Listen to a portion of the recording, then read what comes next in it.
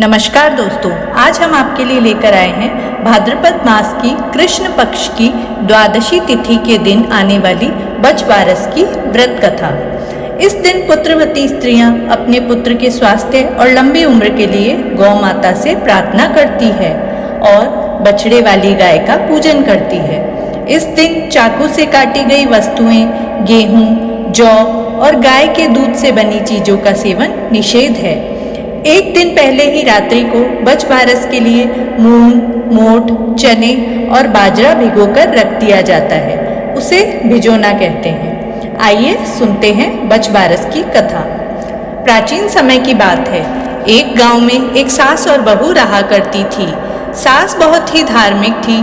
नित्य प्रतिदिन मंदिर जाना, पूजा पाठ करना, गौ सेवा करना, यह उसकी दिनचर्या का महत्वपूर्ण कार्य था। उसकी बहू भी बहुत आज्ञाकारी थी।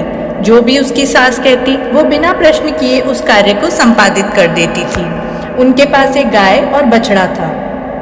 उस गाय का नाम था गेहूंला और उस बछड़े का नाम था जौला। दोनों सास बहू उस गाय और बछड़े से बहुत प्यार करती थी और खूब मन लगाकर उनकी सेवा भी करती थी। वो गाय भी बहुत ही समझदार थी। प्रतिदिन चरने के लिए छोड़ने पर शाम को स्वयं ही घर आ जाती थी। एक बार सास ने घर पर जौ की बालियां लाकर रखी, परंतु वो बहू को उनके विषय में बताना भूल गई। सास हर दिन की भांति प्रातःकाल उठकर अपने नित्य कर्मों से निवृत्त होकर मंदिर जाने के लिए तैयार हुई और गाय को चरने के लिए छोड़ दिया। मंदिर जाते जाते उसने अपनी बहू को आवाज लगाकर कहा, बहू, मैं मंदिर जा रही हूँ। जब तक मैं वापस लौट कर आऊँ तब तक तू जौ लाकर काट कर उबालने के लिए रख देना। बहू को घर पर रखे जौ के विषय में कुछ भी पता नहीं था। उसको अपनी सास की बात सुनकर ऐसा लगा कि उसकी सास ने उसे जौला यानी गाय के बछड़े को काटकर उबालने के लिए कहा है। यह सुनकर वह सोच में पड़ गई कि आज सासू माँ ने कैसी बात कह दी।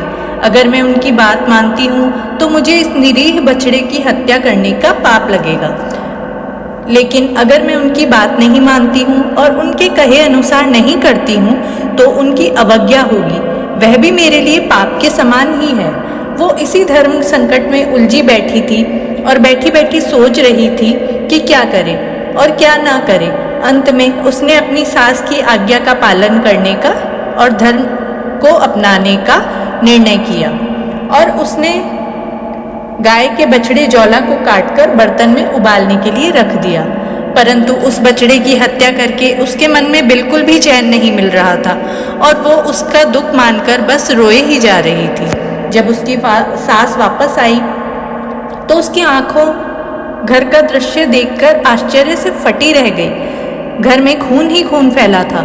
जहां तहां खून के धब्बे देखकर उसने अपनी बहू को आवाज लगाई। उसकी बहू रोती हुई उसके सामने आ गई। तब सास ने पूछा, यह घर में खून कहाँ से आया? तब वह बहू सास को उसकी आज्ञा का याद दिलाकर कहने लगी कि यह रक्त जौला का है। मैंने आपके अनुसार उसको काटकर उबालने के लिए रख दिया है। बहू की यह बात सुनकर सास ने उसे कहा, मैंने तुम्हें घर में रखे जौ काटकर उबालने के लिए कहा था, ना कि गाय के बछड़े जौला को काट कर उबालने के लिए कहा। यह सुनकर बहू अपनी सुध-बुध खो बैठी।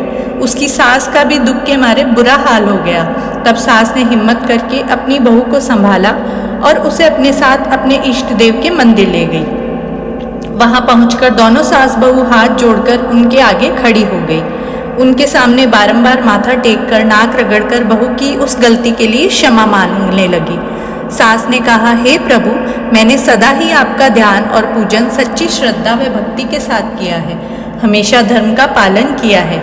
मेरी आपसे विनती है कि यदि मेरी बहू ने यह सब जानबूझकर किया हो तो इसे सजा दो, और अगर इससे यह भूलवश हुआ है तो इसे क्षमा करो। उस बछड़े को पुनः जीवित कर दो। दोनों सास बहू मंदिर में भूखी प्यासी ईश्वर की आराधना करती रही। जब शाम होने लगी तो उन्हें लगा कि अब गाय चरकर वापस आने वाली होगी। अपने बछड़े को जीवित न पाकर उसका क्या हाल होगा, यही सोचकर वो मंदिर से घर के लिए रवाना हो गई। घर पहुंचकर उन्होंने देखा कि गाय भी आ चुकी है। सास बहू आगे के बारे में सोचकर भयभीत हो रही थी। तभी जैसे ही गाय रंभाते हुए घर की तरफ बढ़ रही थी, उसका बछड़ा घर के अंदर से दौड़ता हुआ अपनी माँ के पास आ गया। यह देखकर सास बहू दोनों विस्मित हो गई और बार बार ईश्वर का धन्यवाद करने लगी। तब उन्होंने घर आकर उस गाय और बछड़े की खूब सेवा की। तब से स्त्रियां अपनी संतान की रक्षा और लंबी आयु के लिए बछ बारस का व्रत और पूजा अर्चना करती हैं।